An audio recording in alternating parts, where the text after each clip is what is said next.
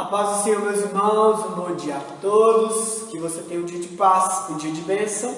Estamos aqui nesta manhã, eu, presbítero Reuser, nosso irmão diácono Paulo, somos professores, estamos aqui nesta manhã para comentarmos a lição de escola dominical. Hoje, dia 16 de agosto, nós vamos fazer hoje o comentário da lição de número 7, que tem por título José, fé em meio às injustiças. Estamos, irmãos, neste trimestre, estudando uma lição que foi ministrada no quarto trimestre de 2016, que fala o Deus de toda provisão.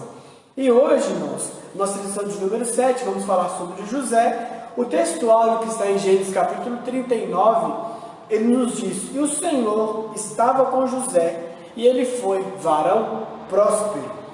Nossa verdade prática nos diz: no enfrentamento de uma crise, a sabedoria divina é indispensável. Vamos aprender, seguindo o exemplo de José, que nós precisamos buscar sabedoria do Senhor. Nossa leitura bíblica clássica, como Paulo vai ler para nós, está no livro de Gênesis, no capítulo 37. Ele vai ler alguns versículos. Salve, irmãos, com a paz do Senhor. Vamos lá, leitura bíblica clássica, Gênesis 37. Nós vamos ler os versículos 4, 5, 9 e 11, que diz assim: vendo, pois, seus irmãos que seu pai o amava mais do que todos os seus irmãos, aborreceram-no e não podiam falar com ele pacificamente. Sonhou também José um sonho que contou aos seus irmãos, por isso o aborreciam ainda mais. Versículo 9: e sonhou ainda outro sonho e contou aos seus irmãos e disse: eis que ainda sonhei um sonho, e eis que o sol e a lua e 11 estrelas se inclinavam a mim. Versículo 11: seus irmãos, pois, o invejavam, seu pai, porém, guardava este negócio no seu coração. Amém.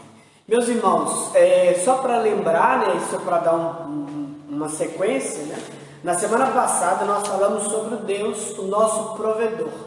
E hoje vamos falar sobre a fé em meio às injustiças. E nosso irmão Paulo vai orar por nós, para nós darmos prosseguimento. E se você puder, abra a sua Bíblia em Gênesis capítulo 37, porque nós vamos meditar justamente sobre a história de José, que foi um grande exemplo para nós, né, irmão Paulo? Sim. Vamos orar? Sim. Soberano Deus, eterno Sim, Pai, nós te louvamos neste momento, Pai. O Senhor possa nos dar graça, sabedoria e entendimento, papai, e a todos os ouvintes, papai, nesta manhã, o Senhor possa dar graça, Senhor, entendimento, força, ânimo, fé, Senhor. Deus, que possamos sair alimentados pela Tua palavra, o que te pedimos e por fé nós te agradecemos. Amém. Pois bem, meus irmãos, a nossa introdução vai falar sobre a história de José, que é uma das mais registradas, uma das mais belas registradas na Bíblia, uma história muito pregada, a história sobre José. E a lição de hoje nós vamos estudar a respeito das crises enfrentadas por José e a atitude diante de cada uma delas. A história de José é uma história muito linda, uma história assim forte, porque ele passou muita dificuldade, mas Deus o tempo todo foi fiel para com José. Então vamos falar sobre ele em vários momentos aqui. Veremos que José nos deixou preciosas lições que nos ensinam como nos conduzir nas mais difíceis situações. As adversidades na vida de José contribuíram para que as promessas feitas a Abraão se cumprissem fielmente. O primeiro ponto aqui vai falar sobre os dois sonhos e muitas crises. A família de José, Jacó era o pai de José, ele tinha vários irmãos e ele tinha os filhos, aqui fala que ele tinha os filhos de Raquel, que eram José e Benjamim, e tinha também os filhos de Zilpa e os filhos de Bila.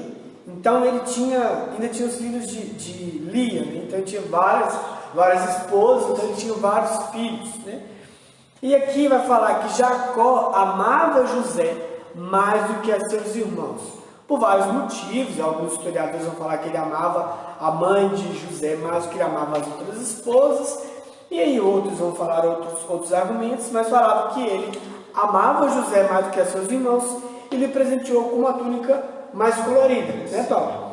E essa túnica falava mais que ele é como se fosse o filho favorito, o meu preferido, meu queridinho, exatamente. Isso. E tudo ali acabava gerando uma inveja dos irmãos. uma inimizade entre os irmãos. E isso acabou gerando esta crise entre os irmãos.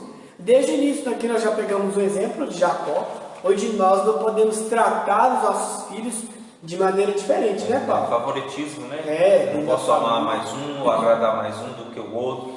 A gente precisa ser igualitário com os filhos, né? Sempre o tratamento que tiver com um, o tratamento devemos ter com o outro, para que não haja diferença, para que não haja essa dissensão entre os irmãos, né? Como a gente percebe na lição que os irmãos de José sentiram inveja, né? Ficaram com esse ressentimento por causa que achavam que Jacó tratava melhor a José do que os outros. Né? Então a gente precisa ser bem igualitário na criação dos filhos. Então é muito importante isso, essa igualdade. E, por exemplo, eu tenho 2 filhos, o irmão Paulo também tem 2 filhos. Nós precisamos tratá-los de igual maneira. São idades diferentes, mas eles precisam ser educados da mesma forma, né? Tem que ter muito cuidado para não demonstrar mais amor por um e o outro se sentir... Somente quando tem filho menor, né? Exatamente. Isso é importante.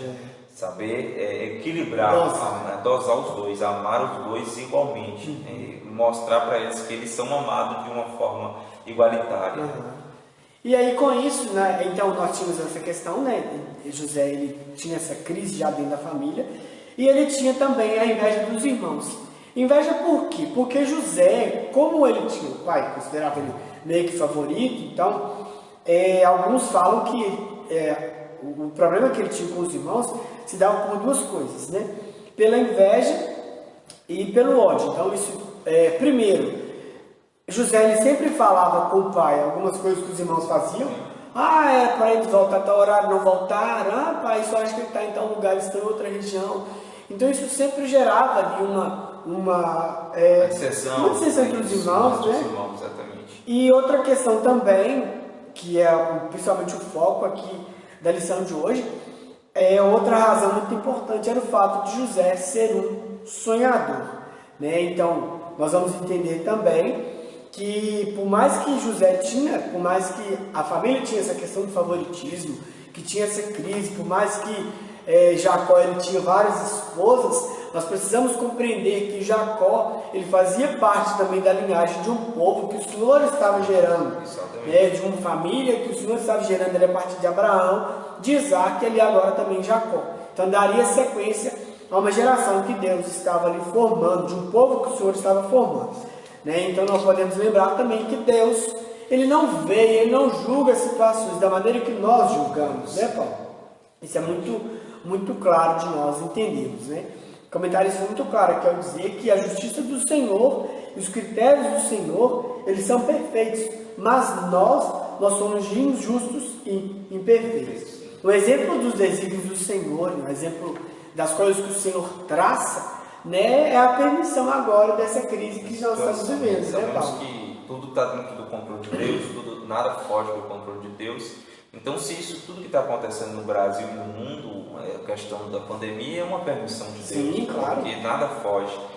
Ele sabe o momento de cessar, ele sabe o momento disso acabar, ele sabe porque ele é de eternidade a eternidade. Ele estava no princípio e ele está no fim.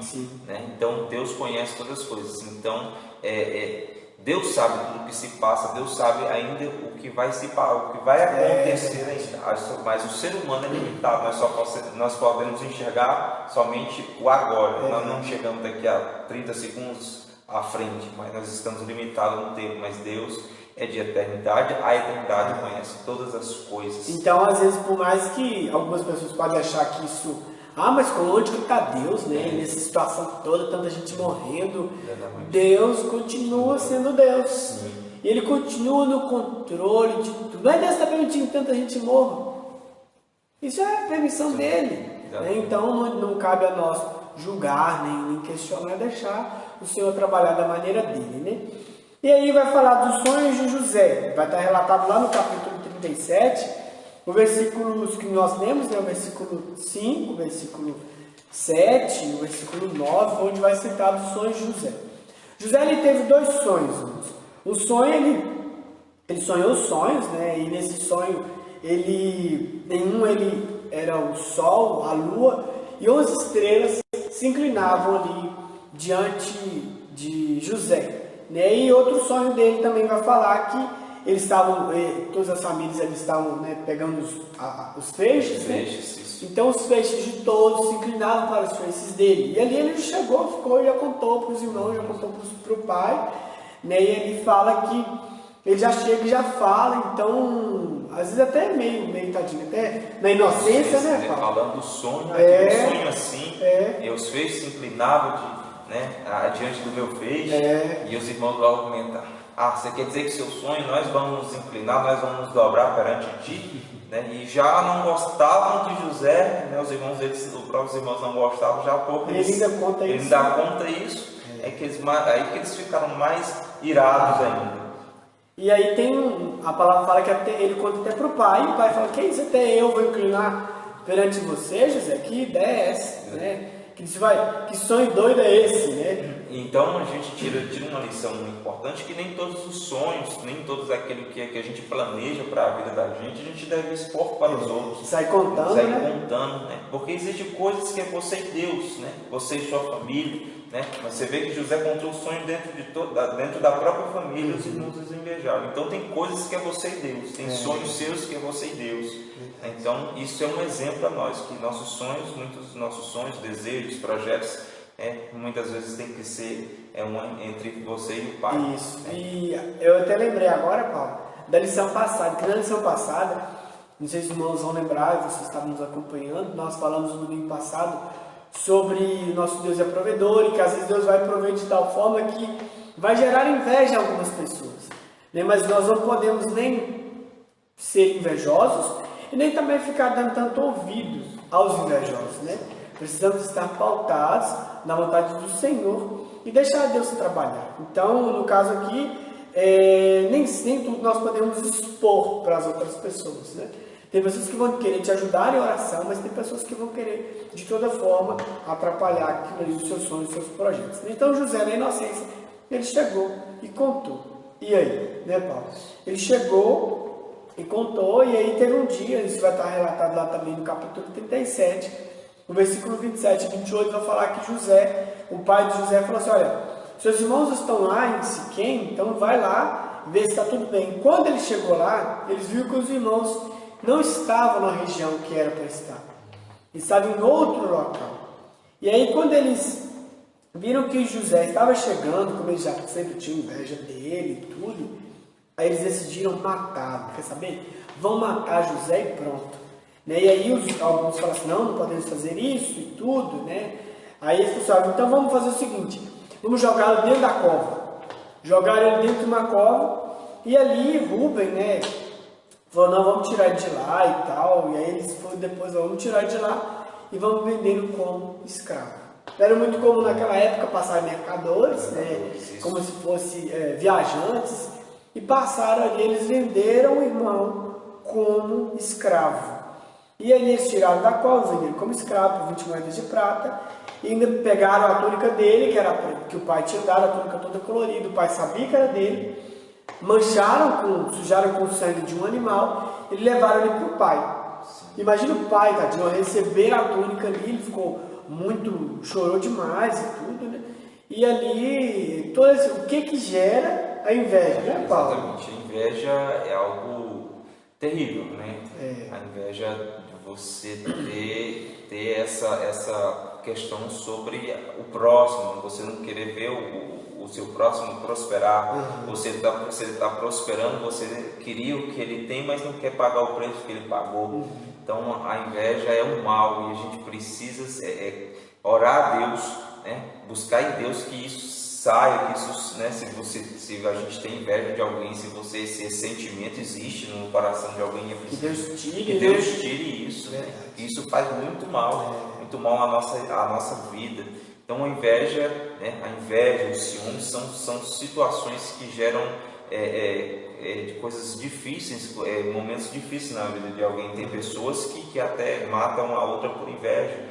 A gente vê o caso de Caim no princípio, que matou Abel, né? Abel ofereceu um sacrifício melhor do que Caim, ele foi lá e Caim matou Abel.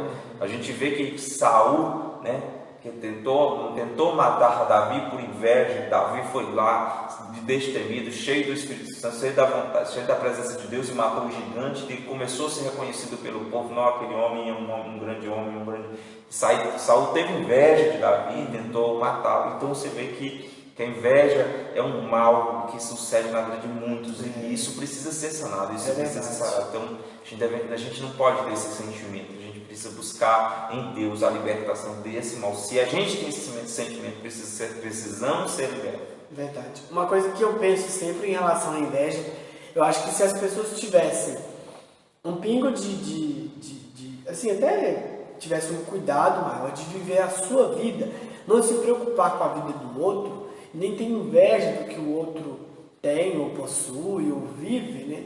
As pessoas seriam até mesmo menos endividadas. Exatamente. Né? Porque ele quer viver uma vida que não é dele, uma vida que é um padrão além da dele. Né? Então, acaba ele comprando além, né, Paulo? Exatamente. E ficando até mesmo endividado. A pessoa fica, às vezes, muito tempo observando a vida do outro, vendo o outro crescer, vendo o outro prosperar, e fica cuidando da vida do outro, enquanto ele poderia estar cuidando da sua própria vida, né? Correndo atrás dos seus próprios... Ele não tem seus problemas, resolver os seus, não, ele quer pegar o seu e o próximo. Exatamente, né? Cuidando da sua própria vida, correndo atrás dos seus próprios objetivos, ele fica observando. Fulano de tal alcançou aqui, por que ele alcançou? Porque ele lutou, porque ele correu atrás. Por que eu não alcancei? Porque você está cuidando da vida dele enquanto ele cresce. Sem viver a sua, né? Exatamente. Então aqui nós pegamos o exemplo de José com seus irmãos, a inveja dos irmãos levaram aqui para nós, ao nosso ver, mas você vendeu para viagem, acabou. Então a vida de José ali estava praticamente arrasada. Né? E ali depois ele é vendido justamente para Potifar. Potifar era um homem, um oficial lá de Faraó, e ele foi vendido para trabalhar justamente nessa casa. E aí, como nós sabemos, Deus estava com José, o mesmo que estava com José na cova, é o mesmo que estava com José também no Egito. O mesmo Deus. Por isso que eu volto a dizer, o mesmo Deus que está com você na bonança é o mesmo Deus que está com você na dificuldade. Ele poderia muito bem ter livrado José, né, Paulo, de tudo isso. Mas ele preferiu ali honrar José, como você vai entender daqui a pouco. E aí vai ter um comentário que fala que o Senhor não nos abandona diante das situações adversas. José alcançou graça e favor aos olhos de Potifar, e ele colocou sobre tudo o que possuía. Então ele ficou ali praticamente como um secretário ali dentro de casa. Exatamente, governante. Governante ali dentro de casa. E aí depois José prosperou muito na casa de Potifar, ele virou mordomo, começou a gerenciar todos os negócios, prosperou dentro da casa dele de tal forma que falou, olha, a única coisa aqui em casa que você não vai possuir, nem vai governar, nem vai tomar decisões é sobre a minha esposa. Só isso, pronto. Só que aí Deus estava com José, mas a crise mais uma vez o alcançou. A palavra fala que ele tinha, né, era um jovem, então eu creio que era de boa aparência, né? Então a mulher de Potifar, ela quis seduzir José. E José, sendo um servo do Senhor, mesmo ele estando em terra estranha, ele permaneceu ali obediente ao Senhor. E aí fala que, aqueles que já conhecem a história, né, vai falar lá no capítulo 39, que a mulher de Potifar armou uma cilada, e ele tentou seduzi-lo, ele recusou, mesmo assim, ela acusou, falando que José quis abusar dela, seduzi-la e tudo, e ela se colocou ali como a vítima e como a inocente. A ordem de Potifar era que José, ele não, como diz, não mexesse na esposa, você pode fazer qualquer coisa aqui em casa, mas a minha esposa não. Então ali o Potifar deu ouvido à voz da mulher, e ali José foi levado para a prisão.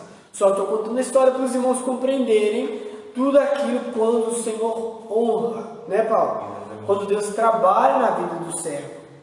E ali ele foi para a prisão. E aqui nós vamos já para o terceiro ponto, que vai falar sobre a sabedoria para administrar a crise.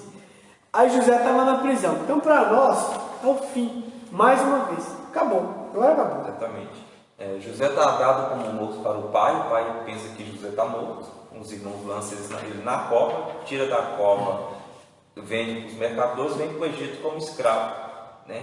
Agora você vê que um escravo, que chegou escravo, a tendência era sofrer como escravo, Isso. só servir. Vai penar, né? Vai penar, vai sofrer. Né? Veio como escravo, mas o propósito de Deus não era para ele ser escravo, né? Então, quando você tem a presença de Deus, quando você deixa Deus trabalhar na sua vida, quando você tem essa essência na sua vida, você deixa ser guiado pelo Senhor, quando você obedece também, quando né? você se deixa ser moldado pelo Senhor, né? Você não vai continuar sendo escravo do pecado, né? Porque você não vai continuar sendo escravo do diabo, você vai ser liberto. Né? O governador da sua vida é Deus, né? O governador da nossa vida é Deus. Então José foi como escravo, mas não permaneceu escravo. Então, porque Deus estava com ele. Verdade. Então eu acabei de dizer, o mesmo Deus que estava com José na cova, lá quando ele estava com os irmãos, foi o mesmo que esteve com ele no Egito, e agora era o mesmo Deus que estava com José na prisão. O mesmo Deus.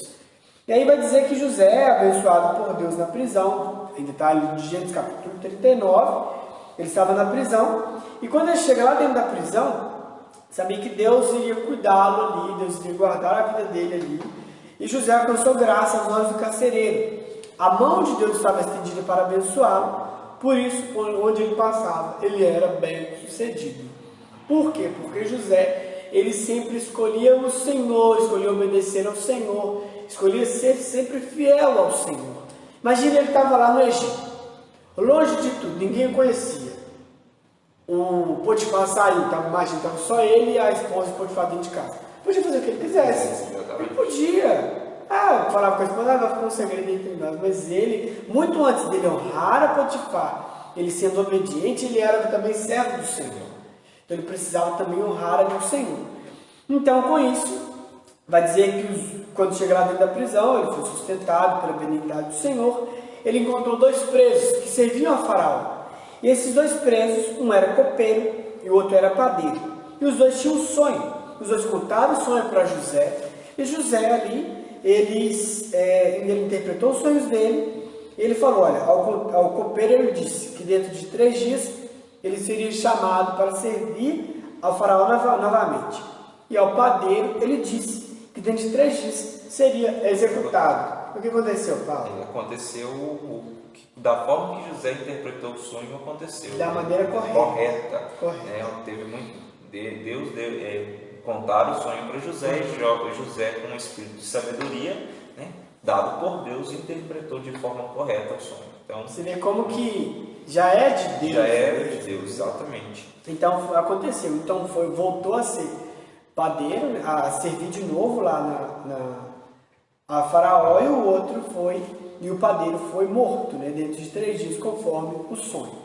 E aí depois vai falar da prisão ao palácio de Faraó. Então, de novo, José está dentro da prisão.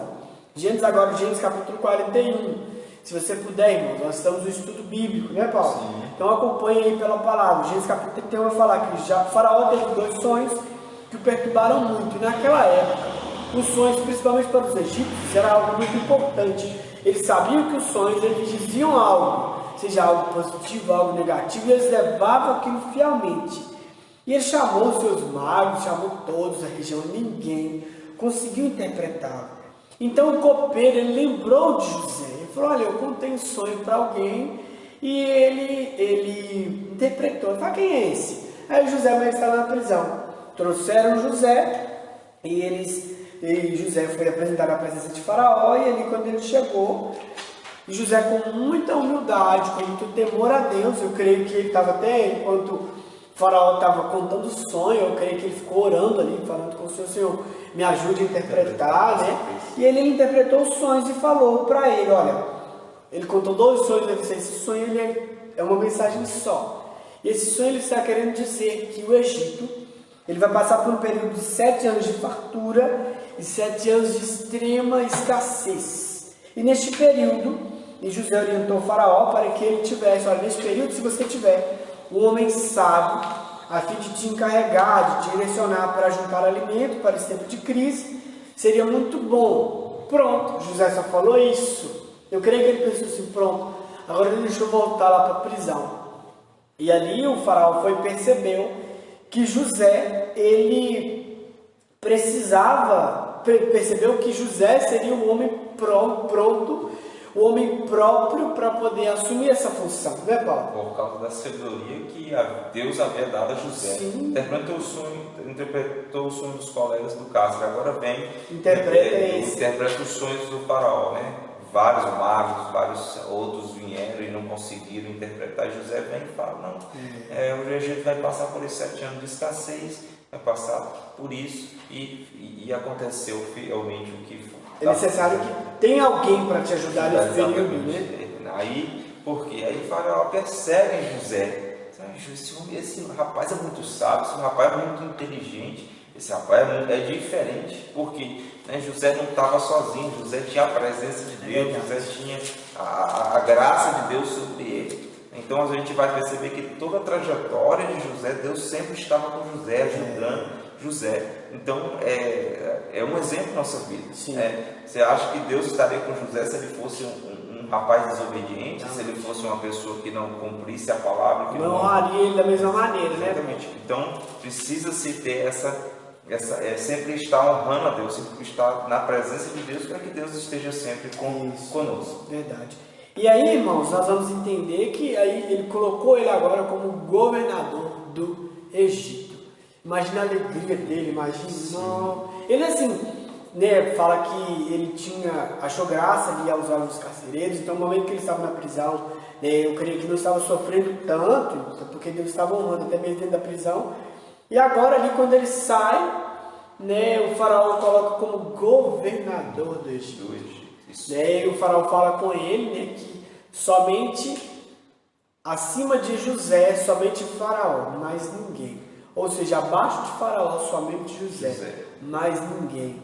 Então imagine um jovem sonhador, né, e a palavra, se você puder continuar lendo, né, o decorrer dos capítulos de Gênesis, a história de José é muito linda e fala que a região toda passava por essa dificuldade.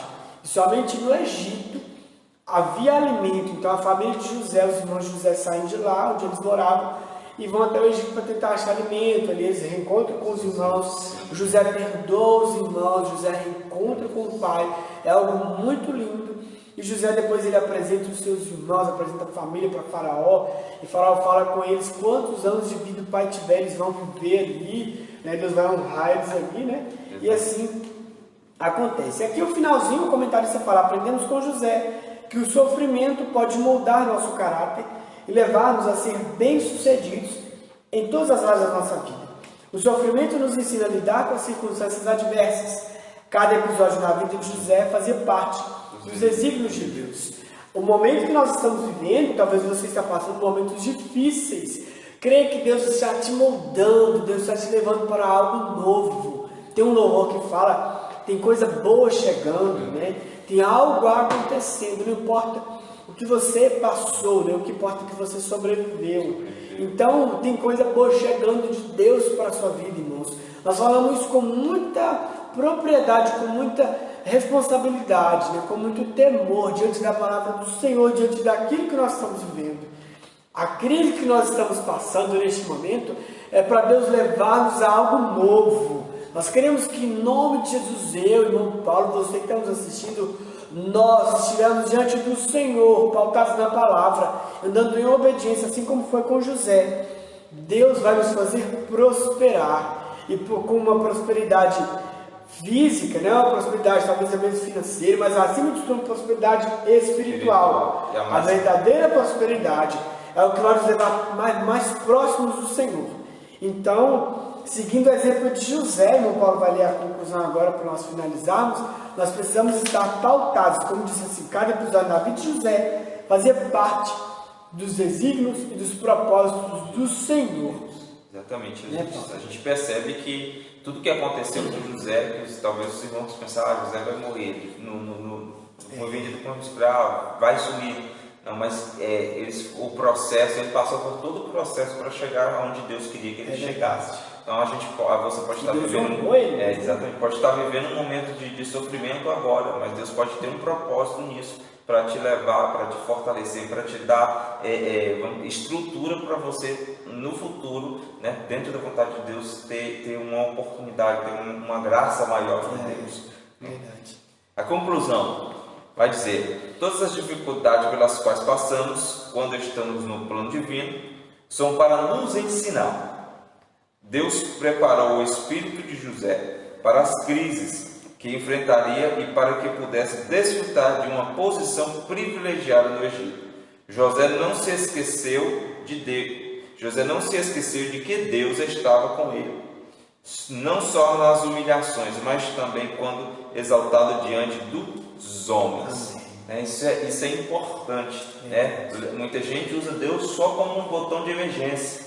Quando está precisando de Deus, vai lá: não, Deus me socorre, me ajuda. Mas no momento da bonança, exatamente, mas no momento de bonança também precisamos adorar a Deus, precisamos louvar o nome do Senhor e ser grato a Deus por tudo que Ele fez e por tudo que Ele tem feito em nossas vidas. E então, meus irmãos, com isso nós concluímos a lição de hoje. Nós agradecemos a Deus por este momento que nós passamos aqui, agradecemos a você também que nos acompanhou. E se por acaso, você achar que Deus falou com você, se puder, compartilhe este vídeo, não sei por onde você está nos assistindo, mas se puder, compartilhe com alguém que você sabe que precisa também ouvir essa palavra de fé, para que ele tenha sua fé alimentada e para que ele seja também abençoado por esta palavra. Vamos orar agradecendo ao Senhor. E você que está aí nos acompanhando, feche os seus olhos, curva sua cabeça para nós agradecermos ao Senhor por este momento. Amado Deus eterno Pai, agradecemos ao Senhor, meu Deus, por tudo. Te agradecemos, Senhor, por esta palavra. Agradecemos ao Senhor por cada vida que nos acompanhou. Que o Senhor continue, Deus, falando os nossos corações. Continue levando esta palavra a vidas que necessitam. E ser conosco, Senhor, a nossa oração. Em nome do Senhor Jesus. Amém.